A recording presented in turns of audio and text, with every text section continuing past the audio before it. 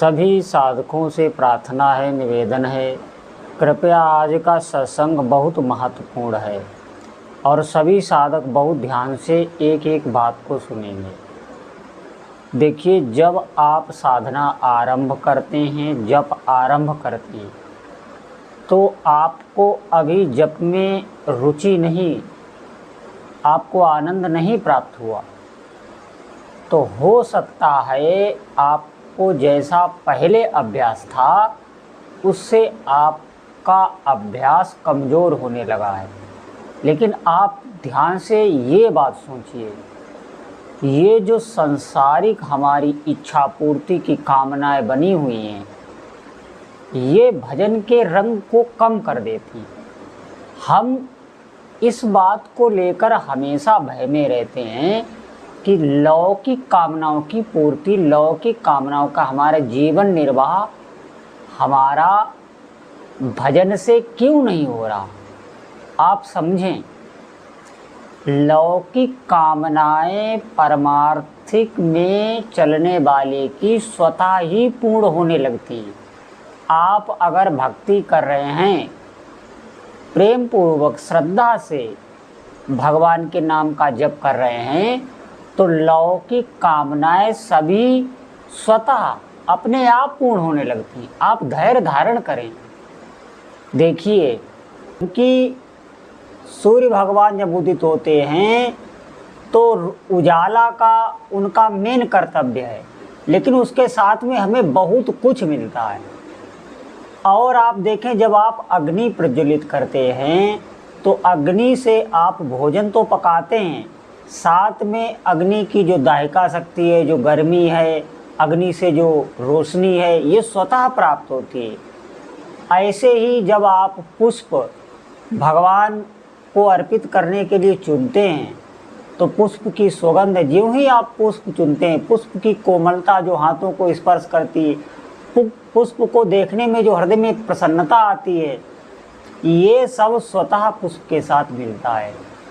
इसी प्रकार भगवान की भक्ति बहुत ही सुंदर है, भगवान का भजन बहुत ही दिव्य है। उसका ऐसा प्रभाव है कि जगत की इस लौकिक कामनाएं आपको स्वतः अपने हाथ मिलने लगेंगी। आपको कोई ज़्यादा परिश्रम नहीं करने होगा। आप थोड़ा भजन बढ़ाएं, भजन थोड़ा आपका कंठ तक उतरे, कंठ से फिर हृदय में, हृदय से फिर नाभि तक स्वतः चला जाएगा। ज्यों ही भजन आपका कंठ में उतरेगा, जिह्वा से नीचे जाएगा, त्यों ही साधक को सिद्धियों की प्राप्ति होने लगती है। अभी आप वाचिक पर लगे रहे, वाचिक में जब तक आपको तृप्ति ना हो जाए, स्वतः ही भजन आपका ना चलने लगे, तब तक मैंने कई बार कहा आपको दृढ़ता से अभ्यास करते रहना है। देखिए, भगवान सबको सहज रूप से प्राप्त हैं, सबके हृदय में। ये बहुत बड़ा भगवान का उपकार है जो भगवान हर जीव को स्वतः पहले से सबको एक एक अंश में प्राप्त हैं। ये भगवान की बहुत बड़ी करुणा है। लेकिन बात ये है कि भगवान की तरफ हमारा ध्यान नहीं है। नाम जब आप बार बार कर रहे हैं तो वही प्रभु जाग जाते हैं, हृदय में खेलने लगते हैं। इसी हृदय में बार बार आप उन्हें पुकार रहे हैं, बार बार आप उनको जगा रहे हैं। आप इस रहस्य को समझें।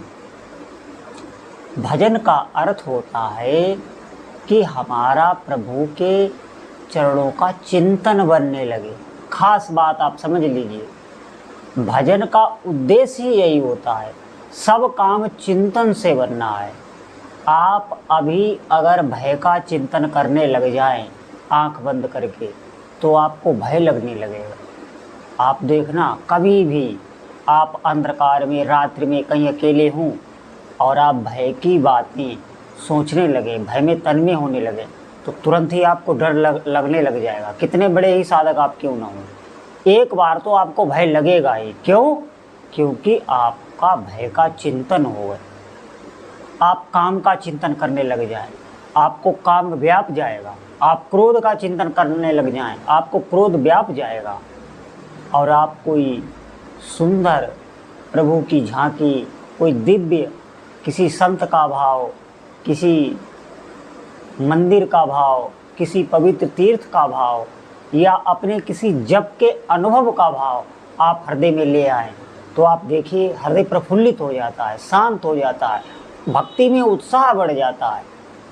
ये ऐसे ही जो जीव प्रभु का चिंतन करता है वो वैसा ही हो जाता है। इस बात को हमें समझना होगा।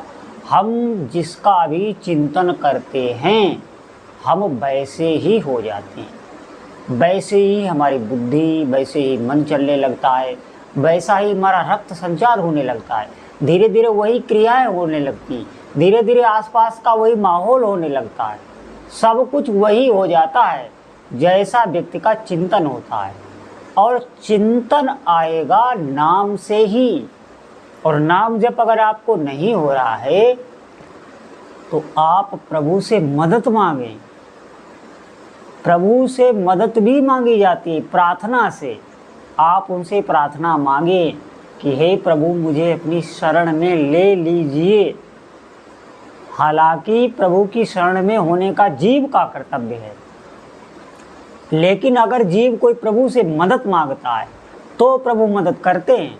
आप ध्यान रखना हमारी बात, मदद मांगनी ही पड़ेगी, प्रभु तभी मदद करते हैं। प्रभु किसी पर जोर दबाव नहीं करते कि तुम मेरी भक्ति करो, तुम मेरी पूजा करो, मैं तुम्हें ये दूंगा। अपने को वो पुजवाते नहीं हैं, वो किसी भी जीव को बंधन में नहीं डालते।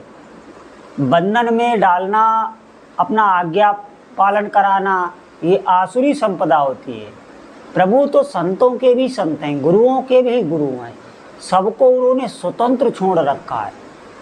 किसी भक्त पर कोई जोर दबाव नहीं देते, नहीं तो इस मन को प्रभु 2 मिनट में ठीक कर सकते हैं। ये हमारा जो मन बिगड़ा हुआ है 2 मिनट नहीं लगेगा, प्रभु इस मन को बिल्कुल समाधि में 1 मिनट में आपकी समाधि लग जाएगी अगर भगवान चाहें। लेकिन उन्होंने इसको स्वतंत्र रखा है, हर जीव को उन्होंने स्वतंत्र रखा है। हमको करना होगा, जब जीव उनसे मदद मांगता है, रो के पुकारता है प्रभु हमारी मदद कीजिए, मैं भजन करना चाहता हूँ, तो वो हृदय में बैठे वो उसके भाव को देख लेते हैं, फिर अनायास ही आपको भजन में सिद्धि मिलने लगेगी। थोड़े से प्रयास में आपका बहुत अच्छा भजन होने लगेगा। इन बातों को आप समझें और भजन में लगें, अधिक से अधिक भजन में लगें और नाम जप पकड़ें, वाचिक नाम जप पकड़ें। इस बात को मान लो, मैंने कई बार कहा, बिल्कुल आप रोज़ अभ्यास कीजिए, समय को व्यर्थ ना कीजिए। रोज़ आप आगे बढ़ रहे हैं, आपको दिखाई नहीं दे रहा। जिस तरह हमारा शरीर क्षीण हो रहा है, हमारे शरीर प्रतिफल जा रहा है, हमारे शरीर में नए नए विकार उत्पन्न हो रहे हैं, ये संसार बिल्कुल प्रतिक्षण बदल रहा है। इतने सूक्ष्म से जब कोई चीज़ बहुत तेज़ी से बदलती है तो वो इतनी सूक्ष्म होती है कि हमें इन आँखों से दिखाई ही नहीं देती। इसी प्रकार प्रभु का नाम जब आप कर रहे हैं, आप आगे बढ़ रहे हैं, मैं बता रहा हूँ, आपको दिखाई नहीं दे रहा, कुछ काल के बाद आपको दिखाई पड़ेगा। फिर आप रोने लगें कि मेरा कितना अच्छा समय था जो मैं भजन में लग गया, मैं पहले से भजन में क्यों न लगा। तो सभी साधकों से प्रार्थना है, अधिक से अधिक भगवान का भजन करें। बोलो जय जय श्री सीताराम।